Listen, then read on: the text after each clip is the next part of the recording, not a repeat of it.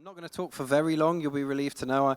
The thing that's going to shut me up, basically, is we're going to have scores of children coming in at some point to be here for the dedications and for the baptisms. But what I want to do is I just want to share a few thoughts on what it is to know Jesus, given that that's what we're celebrating here this morning. We're celebrating people coming into the family of God. I just want to reflect a little bit on what that is and what it is to know Jesus. One of the things that's been in the news a lot recently has been the storms that we've been going on, and I hope you haven't travelled from a part of the country where it's more serious than it is in Watford. But I know storm naming has been a thing for a while. I think just because there have been so many storms recently, it struck me that this really is a thing, that the first one was called, well, one of them, Kiara or something, and then we had Dennis, and then now we've got this weekend Jorge, is that how you say it? It's spelt like, it's like George, but it's Spanish. And I think that's because the Spanish weather forecasters saw it before we did. We were all set to call it Ellen, which would have been easier to pronounce.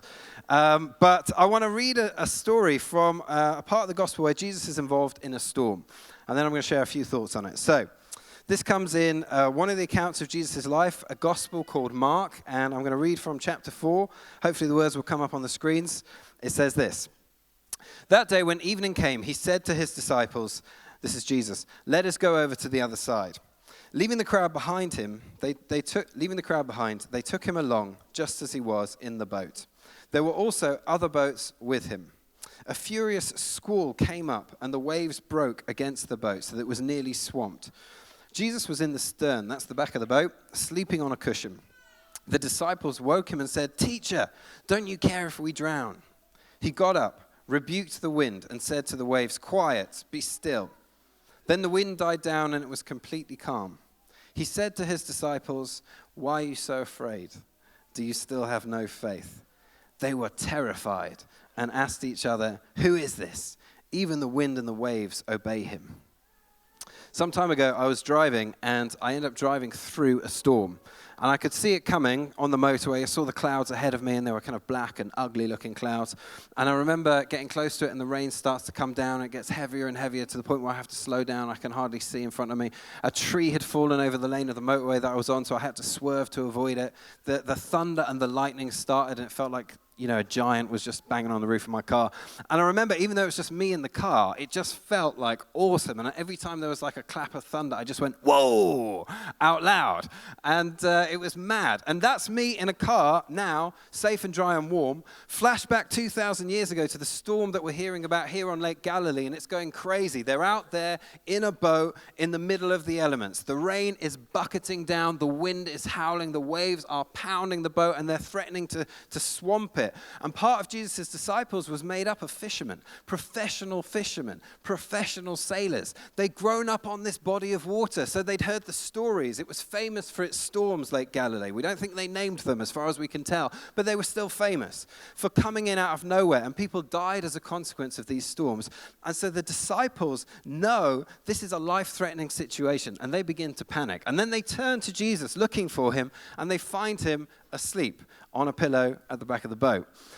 And I don't know what you would do in a situation like that. Let's say you are driving through a storm, and it's not kind of like up the A41. It's along the side of a mountain, and there's no kind of railing on one side, and the wheels start to skid, and you think, "Oh my word, this could be it." And you start to get scared, and the adrenaline goes, and your eyes kind of dilate, and you need the bathroom, and you're like, "This could be." And then you turn to your friend who is just in the passenger seat, and they're completely conked out. They're snoring head against the window. How do you react in a moment like that? Well, I would do what the disciples did: wake them up and say to them, "Don't you care? At least panic with me. At least let's scream together as we drive off the edge of the cliff, but don't just lie there sleeping while I'm trying to keep the car on the road or the boat on top of the water." And so the disciples do that to Jesus, and they ask him a question. And in this short little story about what happened on Lake Galilee all those years ago, questions pop up. And here's the first one. It's one the disciples say to him. They say to him, "Don't you care if we drown?" Don't you care? And I know we'll be coming from different places when we think about God, and is there a God, and does he exist, and all of that. But I imagine that is a question that many of us would love to ask him, were we to be given the opportunity. Do you care? And for the disciples in this moment, it's not a philosophical, abstract question about suffering, and that question has its place. But this one is not where they're coming from. This is much closer to home. They're screaming at him because they're in a panic. Do you care about us? And one question I know I had as I began to, as a teenager, explore Christianity properly for myself, and kind of think about its claims, one of the big questions I had is, if there is a God, does he care, not just in general about people out there, but does he care about me? And Jesus goes on, as we see in the story, to calm the storm with a word. But his response actually is never given in words. And I think, at least in part, that is because the way that God demonstrates his care for us ultimately is not by giving us a lecture or sending us an email from a distance. The way he demonstrates his care for us is by coming close. And this staggered me when I found out that's what Christians believe, that God comes close. Picture it like this. A friend of mine has a fish pond, and occasionally he sends me around to feed his fish when he's away. Let me say, imagine that I just sort of said to you one day, I really like fish, and I'm thinking about becoming one. Science is advancing all the time, and I believe this is possible, and I want to be the first person to become a fish.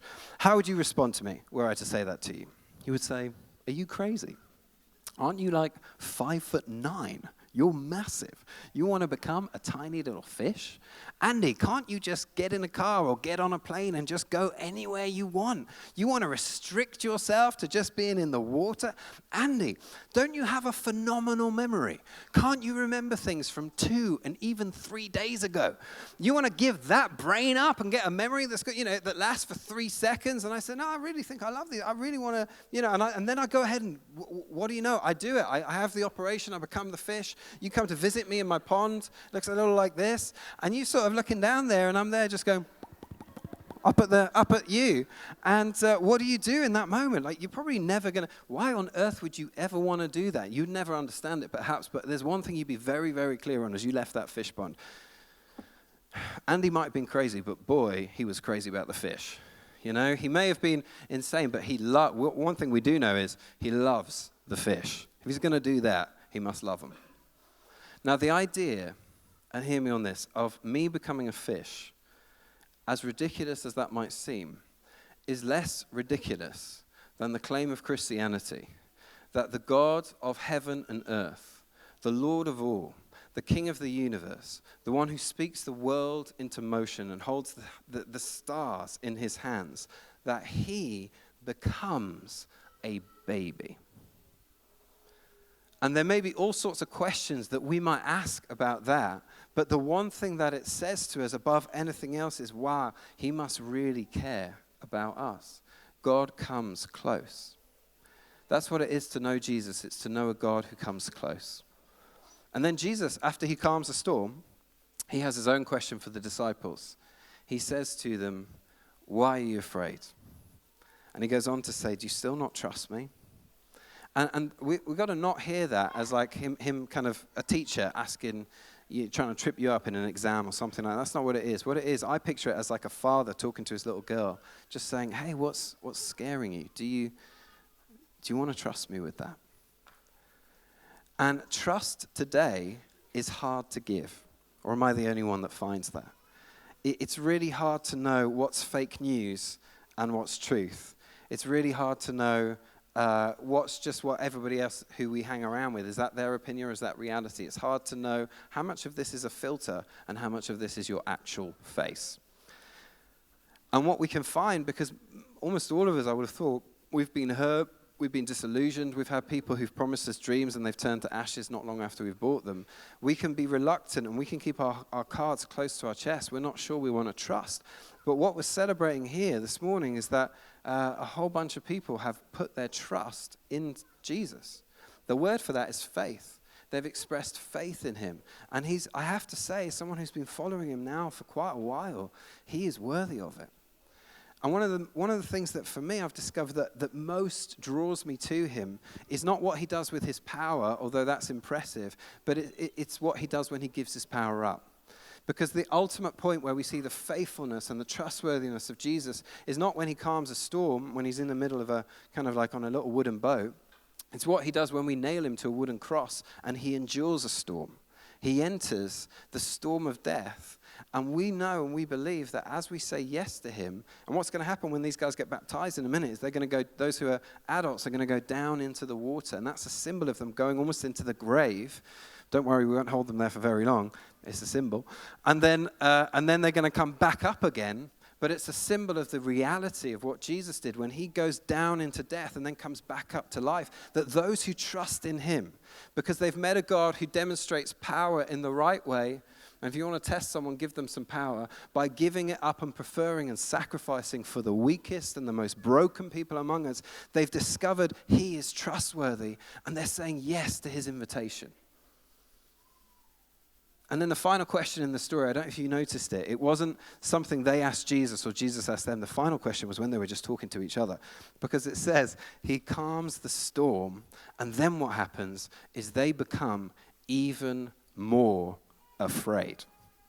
So there was a storm going on, and they were going to die, and they were terrified. Jesus calms the storm. The level of kind of terror does not go down, it escalates. They become even more afraid, and they turn to each other and they say, who the heck is this guy?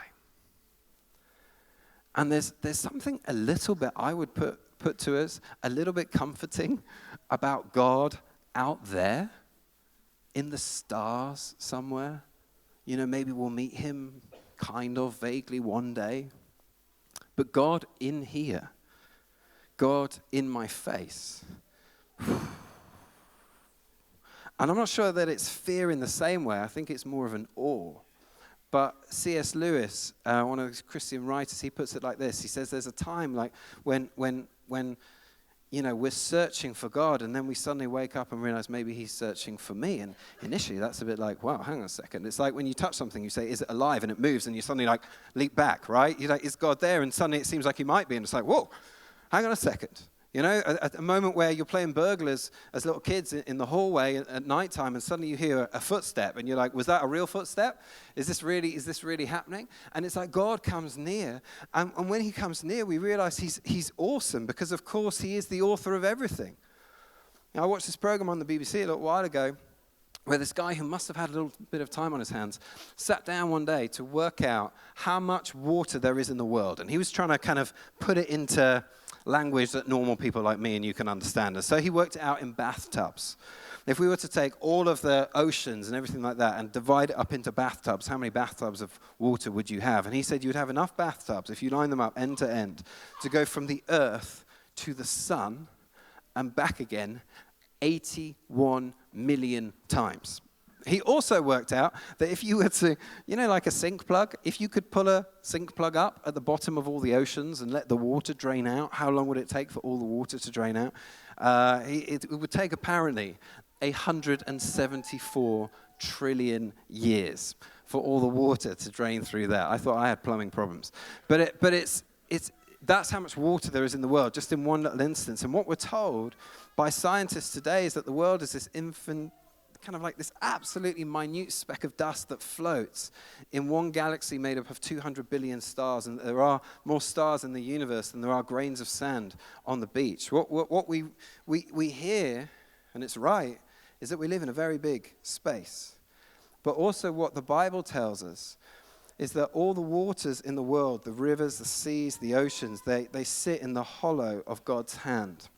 And though Jesus in that moment is standing in a boat on a lake, in reality, he holds all things under his power. And so they take a step back and they ask themselves, who is this person? And I need to say, as somebody who, when I was 17, took a step back and looked at him before I took a step forward and said yes to him, I have discovered that he is awesome and powerful, and he's uncontrollable. You know, I want to control God, I can't. It's so annoying. I just want him to do all the things I want him to do. But if I could control him, if he was small enough for me to control him, he wouldn't be big enough for me to trust him. And what I found is he's uncontrollable and he's uncontainable. But here's the other bit. He's unbelievably good. And so the people that are going to be going down into the water, the people we're dedicating to Jesus in a moment, those who are going to be baptized as babies, you know what? We're trusting them to this Jesus who reveals the very face of the living God to us. He is caring because he comes close. He is faithful because he gives up his life. He is powerful, but in a way that cares and a way that's good. And so we're going to celebrate as they start their new life with him.